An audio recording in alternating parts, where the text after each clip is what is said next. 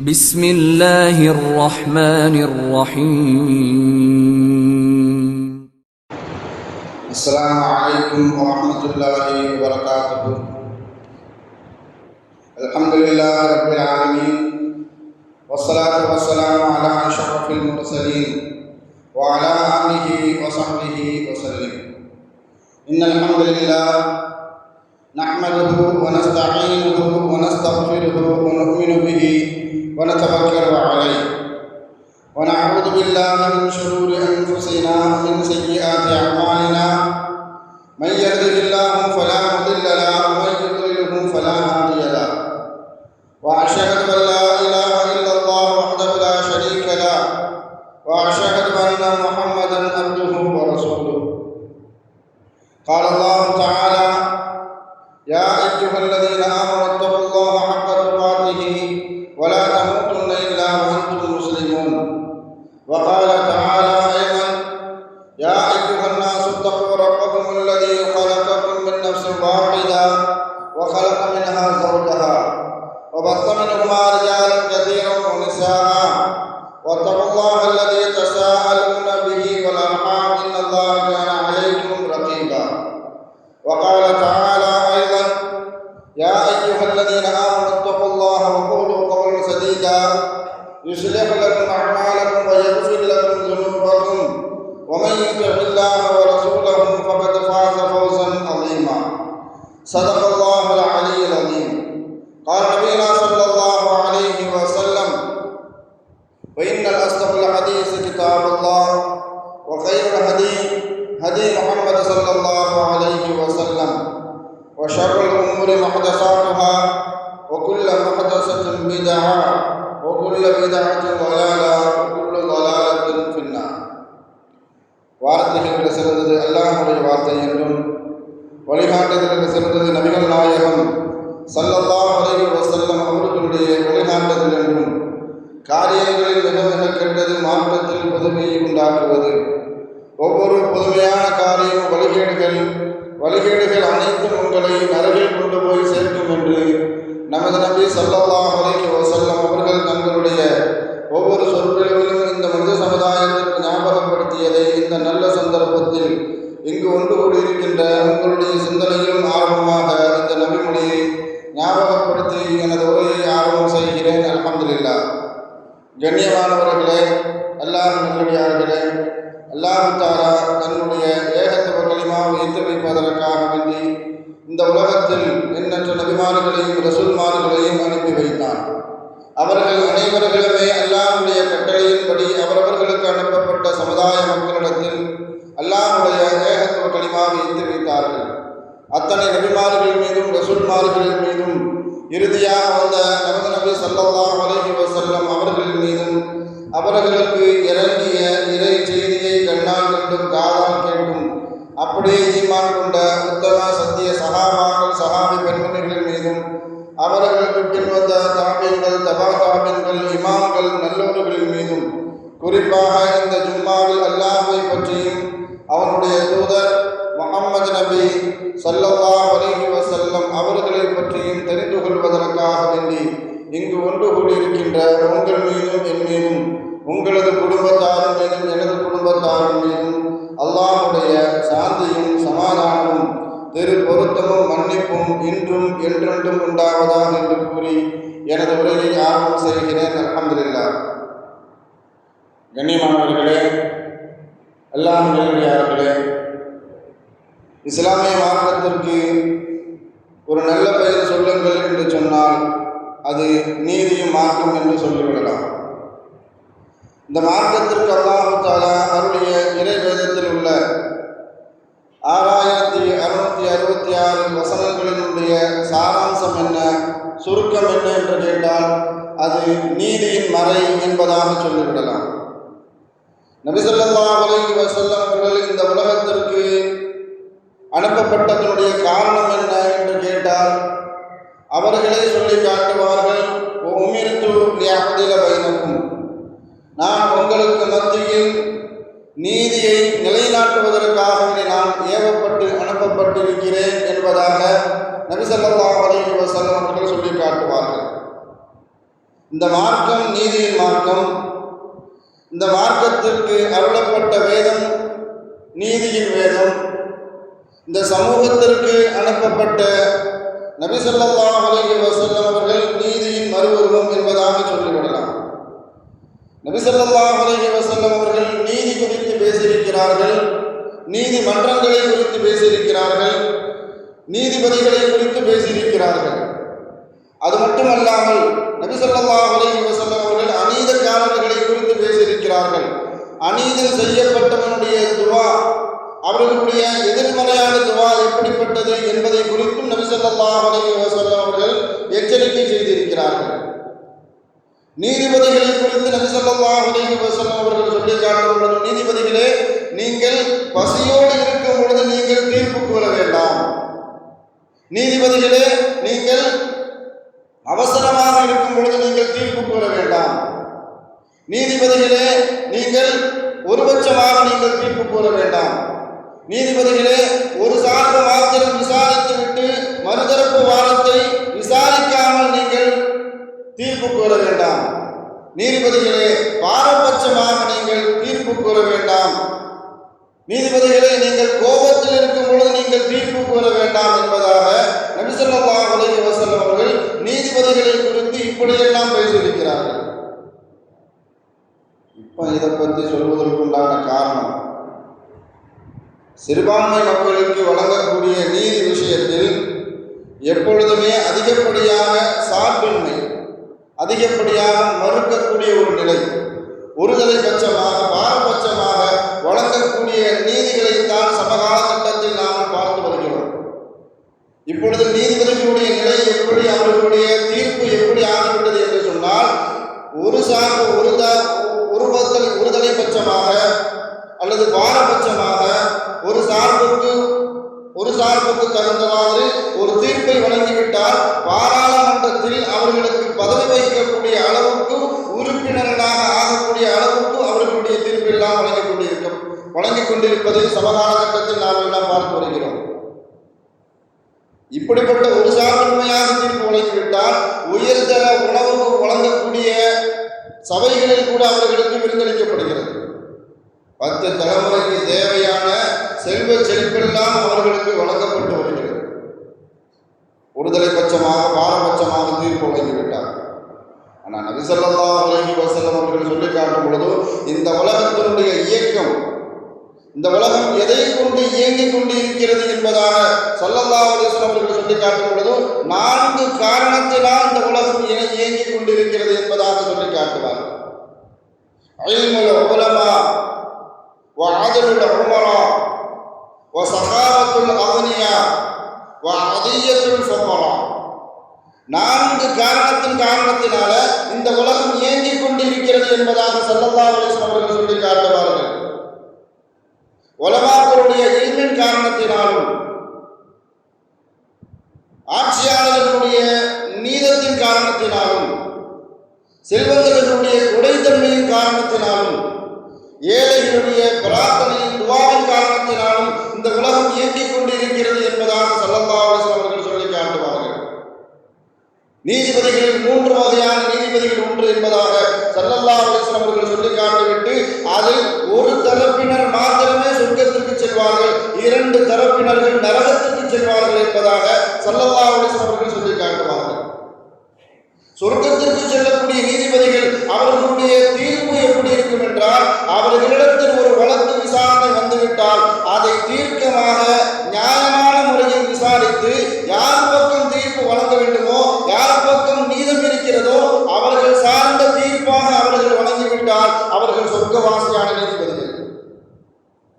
நரகவாசியான நீதிபதிகள் யார் என்று ஸல்லல்லாஹு அலைஹி வஸல்லம் அவர்கள் குறிப்பிட்டு காட்டும் பொழுது, அவர்களிடத்தில் ஒரு வழக்கு விசாரணை வரும், அதை தீர்க்கமாக விசாரிப்பார்கள்.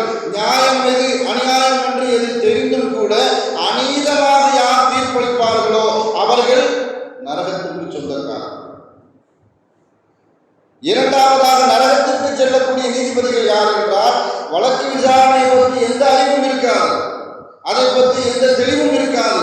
ஆனால் தன் வாயில வந்ததையெல்லாம் யார் தீர்ப்பாக வழங்குவார்களோ அவர்களும் நரகத்திற்கு சொந்தக்காரர்கள் தான் என்பதாக ஸல்லல்லாஹு அலைஹி வஸல்லம் அவர்கள் தெளிவுபடுத்துவார்கள். இப்போ நாம் சமகாலகட்டத்தில் பார்க்கிற நீதிபதிகள் எல்லாம் அதிகமாக அஸ்ஹாபுன்னார்களாகத்தான் இருக்கிறார்கள்.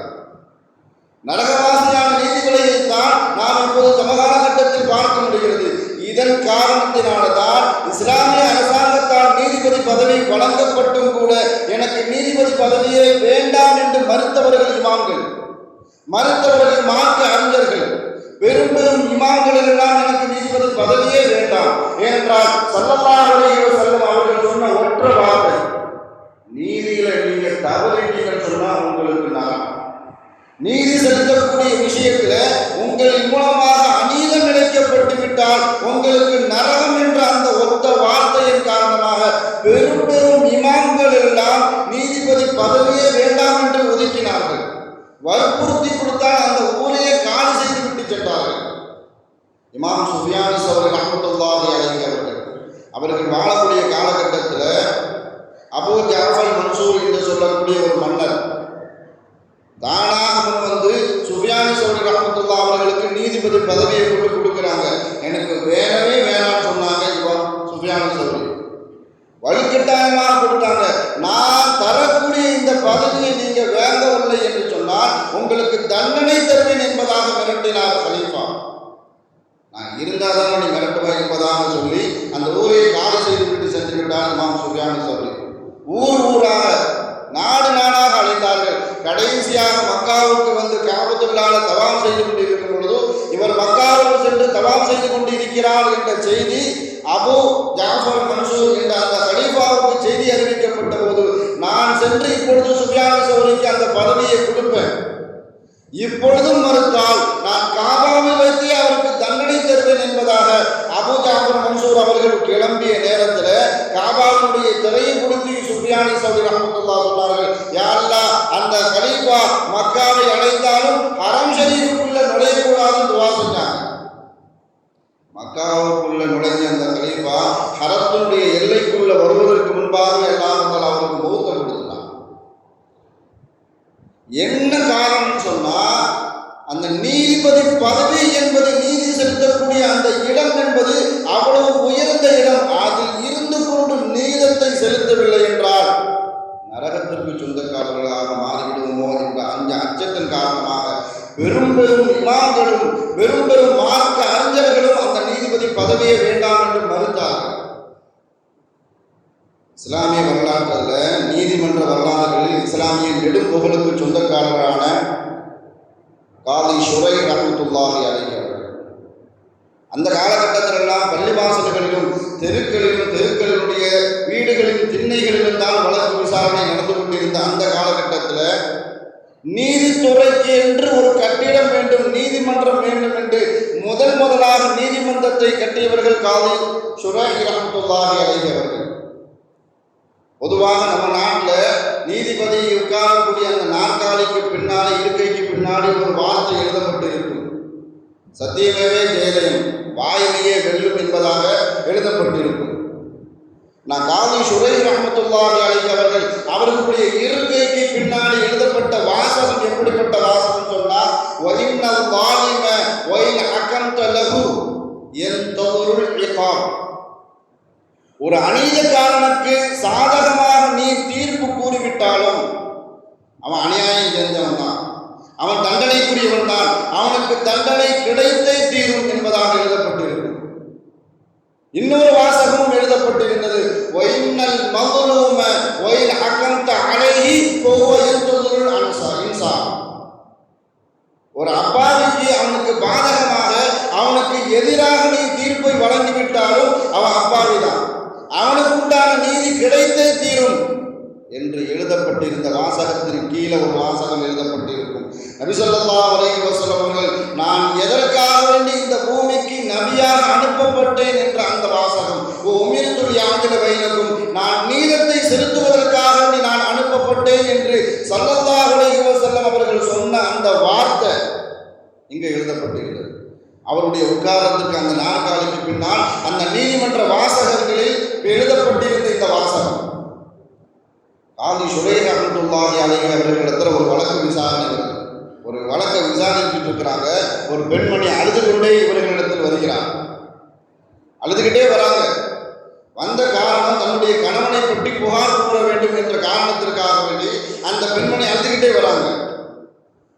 அந்த சபையில மார்க்க அறிஞர்கள் ஒருவரான இமாம் ஷஃபி ரஹ்மத்துல்லாஹி அலைஹி அவங்களும் உட்கார்ந்து இருக்கிறாங்க.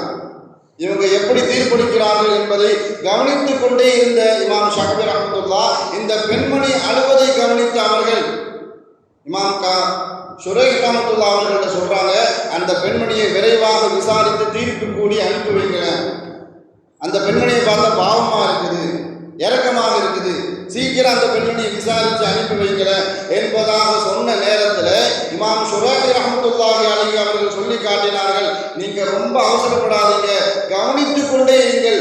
ஏனென்றால் யூசுப் அலைஹிஸ்ஸலாம் அவர்களுடைய சகோதரர்கள் யூசுப் அலைஹிஸ்ஸலாத்தை கிணற்றில் தள்ளிவிட்டு யாக்கூப் அலைஹிஸ்ஸலாத்துல வரும் பொழுது அழுதுகிட்டே வந்துதான் சொன்னாங்க, தம்பி ஓனாய் கடிச்சிருச்சு, ஓனாய் கடிச்சு இழுத்துட்டு போயிடுச்சு, இதோ இரத்தக்கரை இருக்கிறது என்பதாக யாக்கூப் அலைஹிஸ்ஸலாத்துல யூசுப் அலைஹிஸ்ஸலாத்தினுடைய 10 சகோதரர்கள் அழுது கொண்டே வந்தார்கள். அல்லாஹ் அதை குர்ஆன்ல பதிவு செய்வான், இஷாவுடைய நேரத்தில் அவர்களுடைய 10 சகோதரர்களும் தன்னுடைய தந்தை இடத்தில் தன்னுடைய சகோதரனை ஓனாய் கடித்து விட்டது என்பதை சொல்வதற்காக வேண்டி அழுது கொண்டே தான் வந்தார்கள். அவர்களுடைய சதி என்னவென்று யாக்கூப் அலைஹிஸ்ஸலாத்துக்கு தெரியாது. அதே மாதிரி இந்த பெண்மணி அழுது கொண்டே வந்து என்னிடத்துல புகார் செய்ய வந்திருக்கிறான்னு சொன்னா அவருடைய கணவனுடைய நிலைமை என்னன்னு சொல்லி விசாரித்த பிறகுதான் தீர்ப்பு கூற வேண்டும் என்ற ரீதியில் தான் இமாம் ஷுரைஹ் ரஹ்மத்துல்லாஹி அலைஹி அவர்கள் இமாம் ஷாஃபி ரஹ்மத்துல்லாஹி அவர்களிடத்தில் சொல்லி காட்டினாங்க. இந்த பாபர் மஸ்ஜிதினுடைய கடைசி தீர்ப்புக்கு முன்னாடி ஒரு தீர்ப்பு வந்துச்சு, நம்மளாம் படிச்சிருக்கோம், கிட்டத்தட்ட 2018 2017. அந்த வழக்கு சம்பந்தப்பட்ட வழக்கு விசாரணைக்கு நீதிபதியாக இருந்தவர் திரிபாதி என்று சொல்லக்கூடிய ஒரு நீதிபதி. அவர் தீர்ப்பு கூறினார், இந்த இடம் யாருக்கு சொந்தம் என்ற அந்த வழக்கு விசாரணை நடந்துகிட்டு இருக்கும்போது இந்த பள்ளிவாசலை சுற்றி இருக்கக்கூடிய அந்த மக்களும் வழக்கு தொடுத்திருந்தார்கள். இது எங்களுக்கு தான் சொந்தம், நாங்கள் கோயில் தான் கட்டுவோம் என்பதாக சொல்லி ஒரு வழக்கு தொடுத்தப்பட்டிருந்தார்கள். மூணாவதாக இன்னொரு கொண்டு வழக்கு கொடுத்திருந்தான், எங்களுக்கு அந்த இடம் சொந்தம் என்பதாக.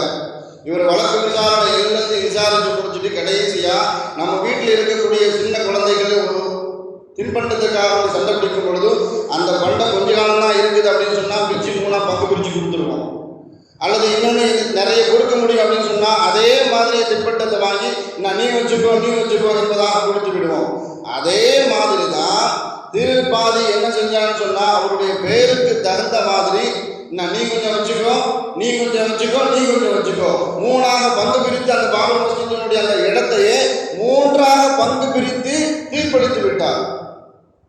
மறுநாள் தினமலர் பேப்பரில் ஒரு ஹெட்டிங்கோடு வந்துச்சு, நகைச்சுவையான ஒரு ஹெட்டிங்கில் தலைப்பில் இருந்தது, ஒரு ஹெட்டிங்கில் போட்டிருந்தான் தலைப்பில் கிர்ருங்குது.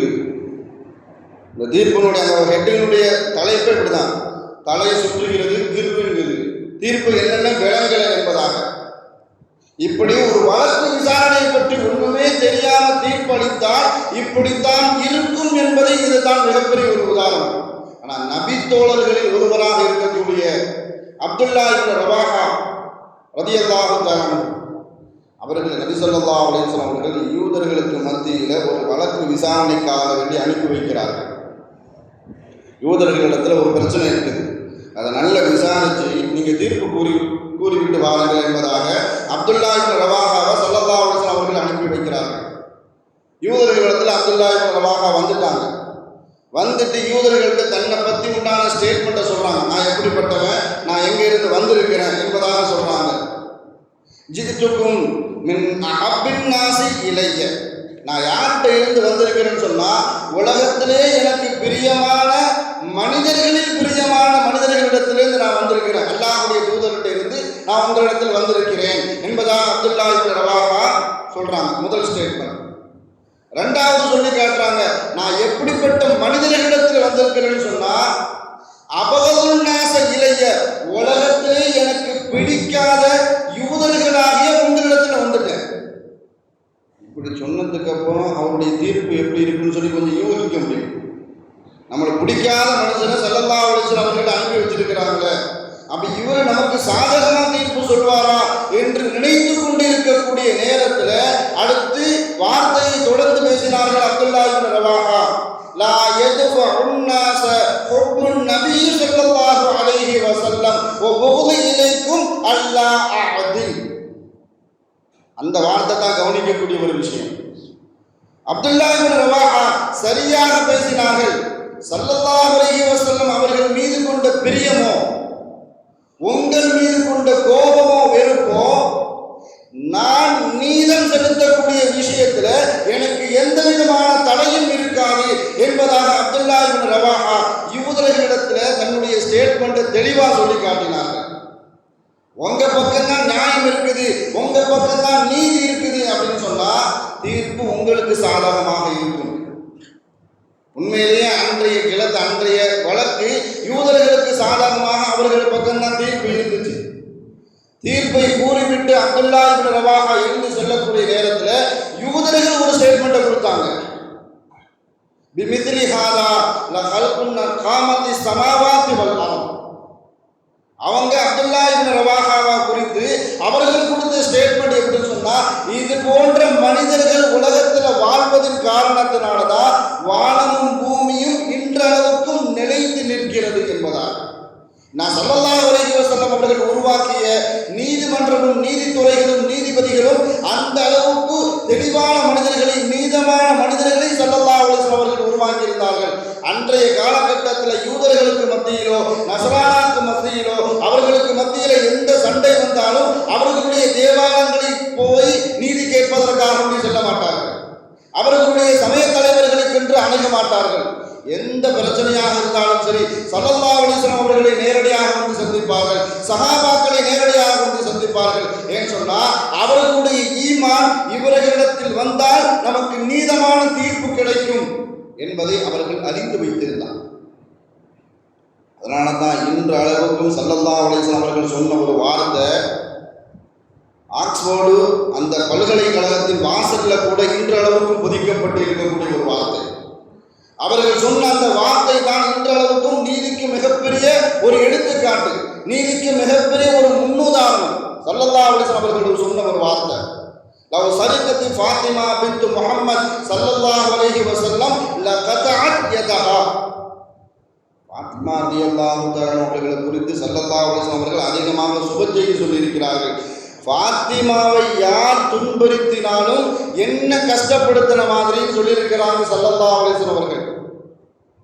அவங்க என்னுடைய சதை துண்டில் ஒரு பகுதியும் சொல்லியிருக்கிறாங்க ஸல்லல்லாஹு அலைஹி வஸல்லம் அவர்கள். அதனால ஃபாத்திமாவை யாரும் துன்புறுத்தக்கூடாது என்பதை எச்சரித்து இருக்கிறார்கள் சமூகத்திற்கு. அப்படிப்பட்ட ஃபாத்திமாவை குறித்து ஸல்லல்லாஹு அலைஹி வஸல்லம் அவர்கள் சொன்ன ஒரு வார்த்தை, லவ் சரிகத் பின்த் ஃபாத்திமா பின்த் முஹம்மது ஸல்லல்லாஹு அலைஹி வஸல்லம் லகதஅத் யதஹா. என்னுடைய மகள் முஹம்மது ஸல்லல்லாஹு அலைஹி வஸல்லம் அவர்களுடைய மகள் ஃபாத்திமா திருடினாலும் நான் கையை வெட்டுவேன்னு சொன்னாங்க. இதுதான் நீதத்தினுடைய அடையாளம், இதுதான் நீதத்தினுடைய முன்னுதாரணம். உலகத்தில் வந்த எந்த தலைவரும் இப்படிப்பட்ட வார்த்தையை பயன்படுத்த மாட்டார்கள். நம் சமூகத்தில் இருக்கக்கூடியவர்கள் கூட தன்னுடைய பிள்ளையை எந்த தப்பு செஞ்சாலும் விட்டு கொடுக்க மாட்டாங்க. எங்க உங்க பிள்ளை அப்படி அடையா இப்படி இருக்கா, கொஞ்சம் கவனமா இருங்க. என் பிள்ளையை பார்த்துருக்க மாட்டீங்க, அது வேற யாராவது சமாளித்து விடதான் பார்ப்பாங்களே தவிர அவர்களை திரித்து நல்வழிப்படுத்துவதற்கு யாரும் தயாராக இல்லை.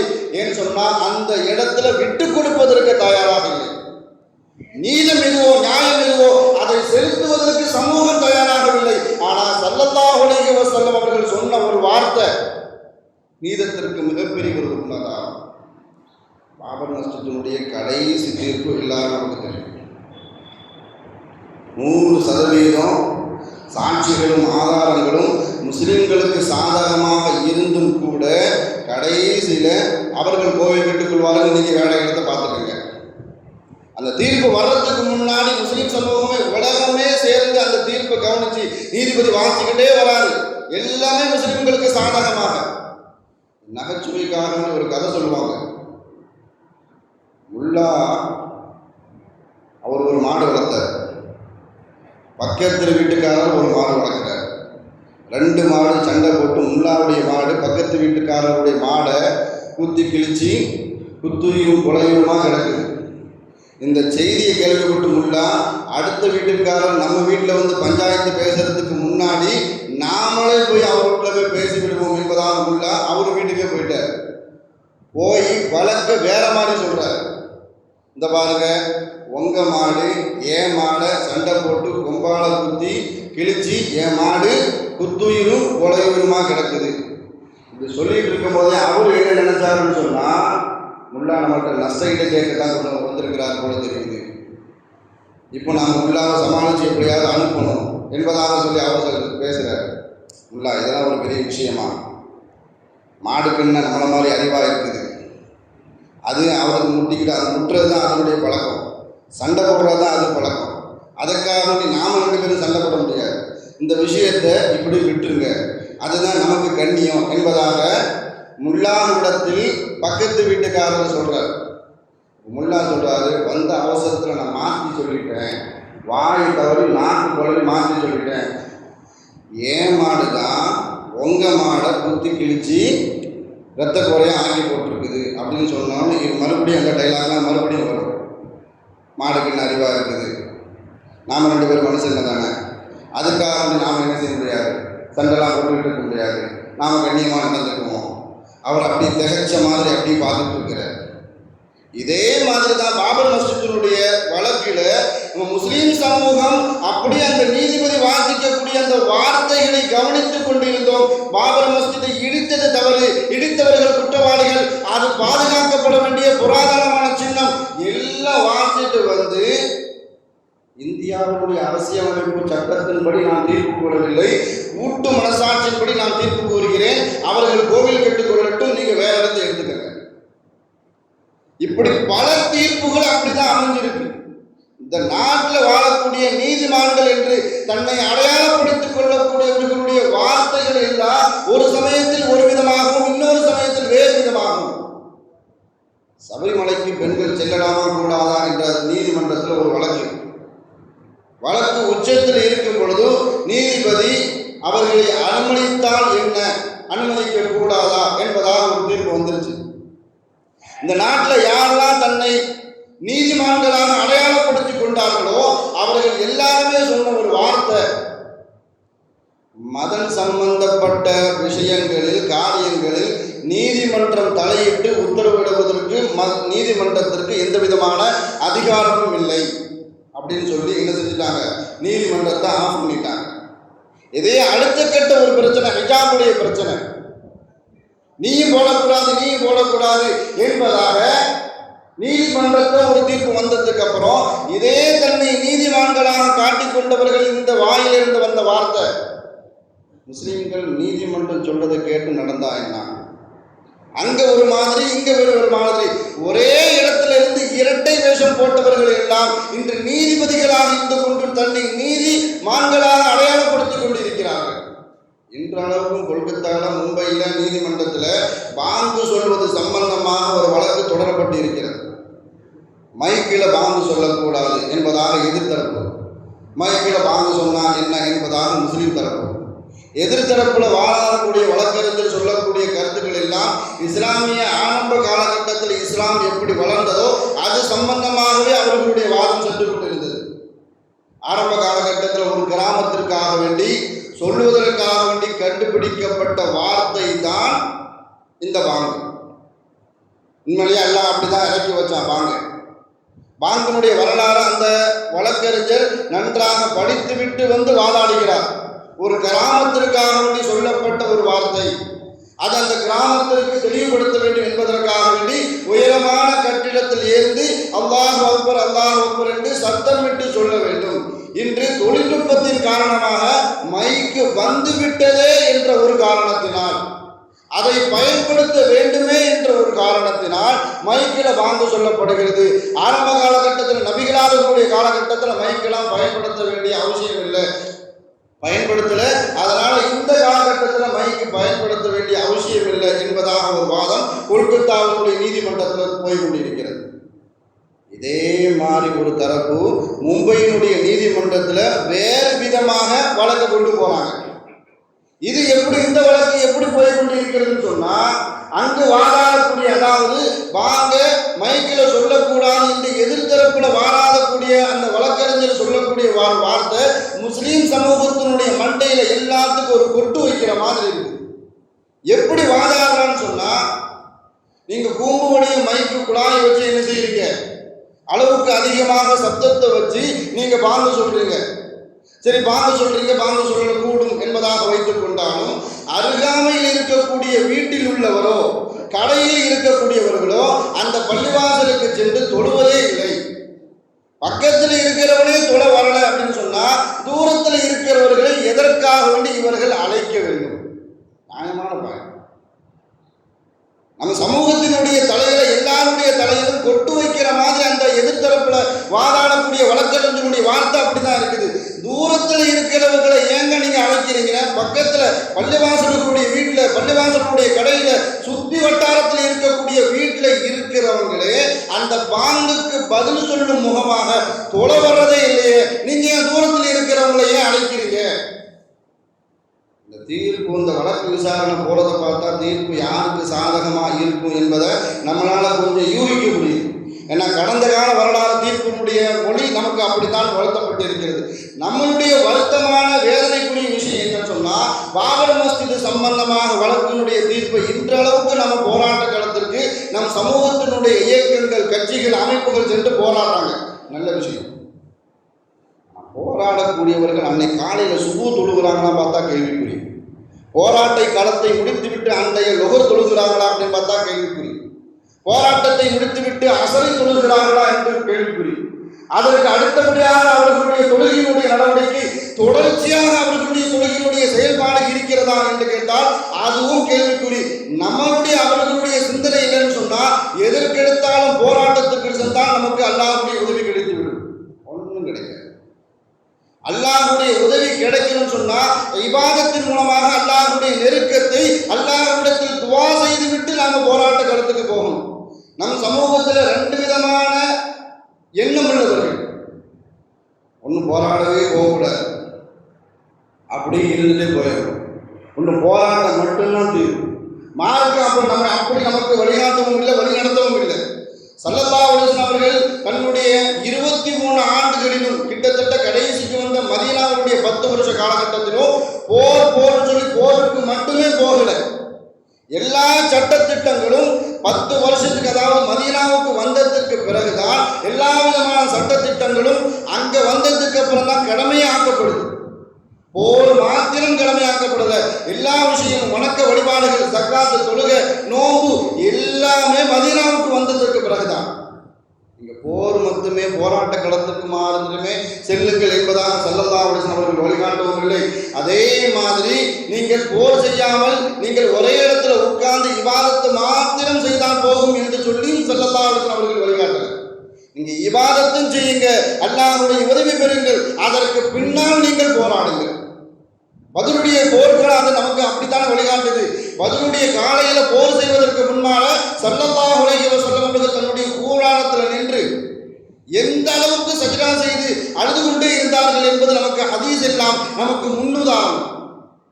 போராட்ட களத்திடத்துக்கு போகிறதுக்கு முன்னாடி அல்லாஹ்வுடைய உதவியை பெற்றுக்கொண்டு நாம் சென்று இருந்தால் 32 வருஷம் அந்த வழக்கு நடக்க வேண்டிய அவசியமே இல்லை.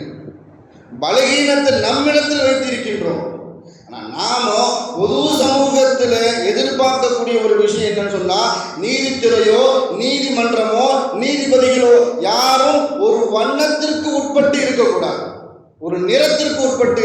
நீதிபதிகளோ நீதித்துறையோ நீதிமன்றமோ காவி நிறமோ பச்சை நிறமோ வெள்ளை நிறமோ அந்த நீதிக்கு, அந்த கலருக்கு, அந்த நிறத்திற்கு அப்பாற்பட்டதாக அந்த துறை இருக்க வேண்டும்.